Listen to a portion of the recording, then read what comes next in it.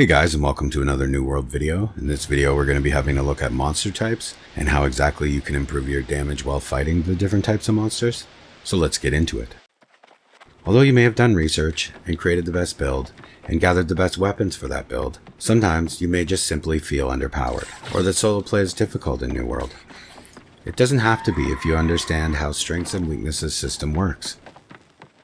There are 5 basic categories that all of the creatures in New World can be broken down into. Each category has a set of strengths and weaknesses.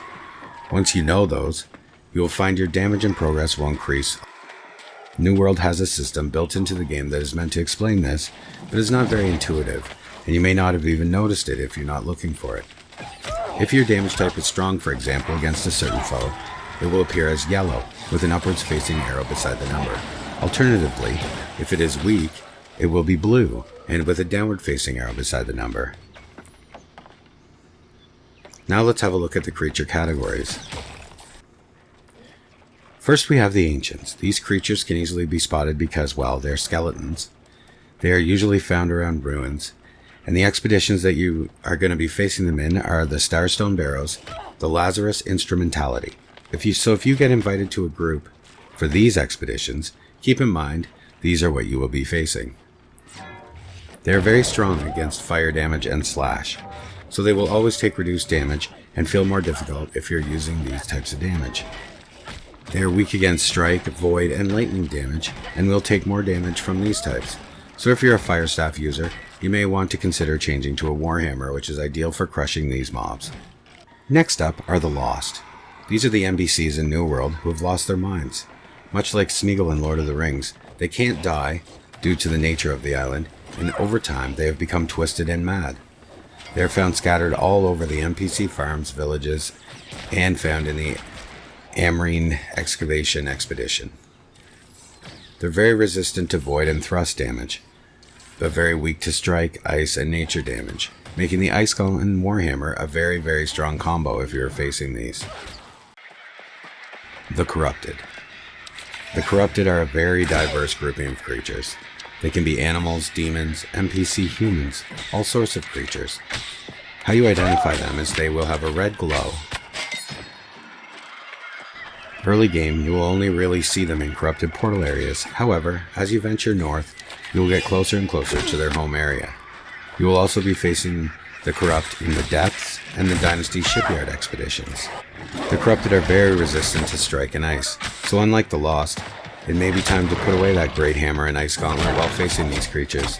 They do take greatly increased damage from Thrust, Nature, and Arcane, however, so range lovers using bows and muskets will enjoy taking these down quickly. You also have to consider while facing these creatures Corruption.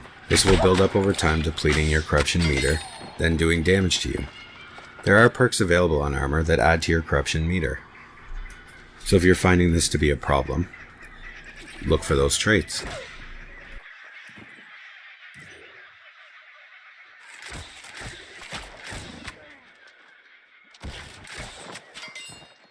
The Angry Earth.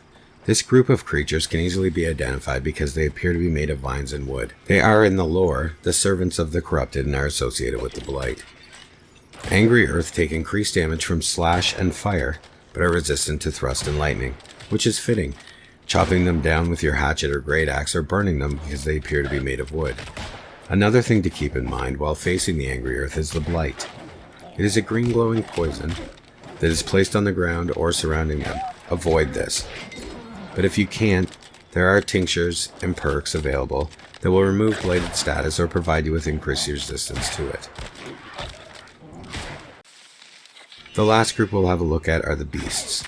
These are your common wolves, bears, boars, etc. Their only weakness to thrust damage. They have no resistance or weakness. They're just neutral to every type of elemental damage.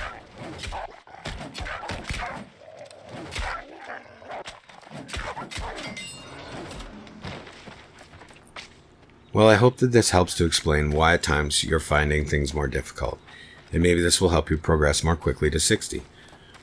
But mainly, I just wanted you to keep these things in mind while working on your builds, and choose weapons for your specific builds that fit into this. So if you're going to be questing in a certain area, look at what creatures are mainly in that area. Then, if you're using like a bow and hatchet build or whatever, you choose weapons that do the type of elemental damage that it's going to be strong against the type of creature that is in that area. You're going to find things a lot more difficult if you load up an elemental lightning bow and a rapier that has served you well while fighting the ancients and head into the angry earth territory. You're going to all of a sudden be like, what is going on? Why does my character feel so weak all of a sudden? I feel so squishy. This is why, because you're struggling to kill them because they're resistant to everything you're doing. So anyway, guys, hope you enjoyed the video. I hope maybe this helped somebody, and have a good day.